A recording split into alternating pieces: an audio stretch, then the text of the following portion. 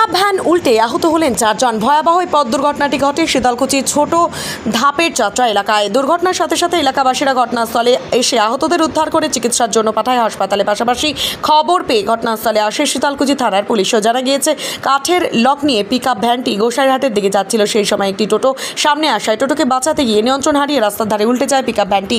স্থানীয় সূত্রে খবর, পিকআপ ভ্যানে থাকা 4 জনের মধ্যে আহত 2 জন মাথাভাঙা মহকুমা হাসপাতালে চিকিৎসাধীন। পুলিশ সূত্রে খবর, দুর্ঘটনাগ্রস্ত গাড়িটিকে উদ্ধার করে গোটা ঘটনার তদন্তে পুলিশ। ঘটলো, আমরা রোডে আসছি, আমাদের সাইডে আমরা যাইতেছি, এক টোটোওয়ালা এমন স্পিডে আসছে, আইসিয়া মনে করো গাড়ির সামনাসামনি করে গেছে।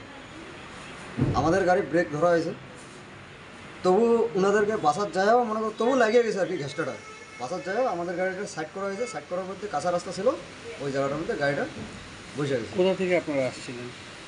আমরা এই সামনে এই দিক দিয়ে বাউদিয়া বাজারের ভিতরে মানে কি নিয়ে আসছে? লাটা ছিল, লক। আচ্ছা, গাছের লক ছিল। নিয়ে কোথায় যাচ্ছিলেন? এখানে যাইতেছিলাম তোমার এসে গোসাইয়ের যাচ্ছে। মানে গোসাইয়ের যাওয়ার পথে এরকম ঘটনাটা ঘটছে, আর ওই গাড়িটা সেদিকে আসছিল? না না, ভিতরে এইখান থেকে ভিতরে টোটো ছিল। টোটোটা আসছে এই সাইড থেকে, উল্টো দিকে থেকে একদম বাস সাইডে ঢুকে গেছে। ঢুকার পরে ও ফট করে গাড়ি গেছে সামনাসামনি আর কি। আচ্ছা, আহতর মধ্যে আছে দাদা, একটু কোমরে চোট পাইছে বেশি। ও তো গাড়ির ভিতরেই ছিল, মনে করো এইখান থেকে এইটুক জায়গাটা ওর বাইরে আর পুরোটা ওর ভিতরে।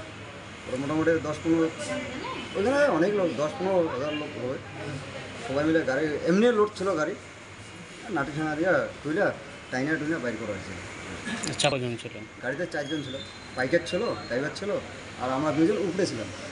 আচ্ছা, 4 জনই আহত হয়েছে। আপনারা গাড়িতে কি কাজ করছেন? আমরা লাডার কাজ করি, লক তোলাতুলি করি, প্লাস আলো। কোথায় বাড়ি আপনাদের? ঘুষকাডাঙ্গা। কী নাম আপনার? রমাকান্ত বর্মা। আর ওনার নাম? মধুসূদন বর্মা।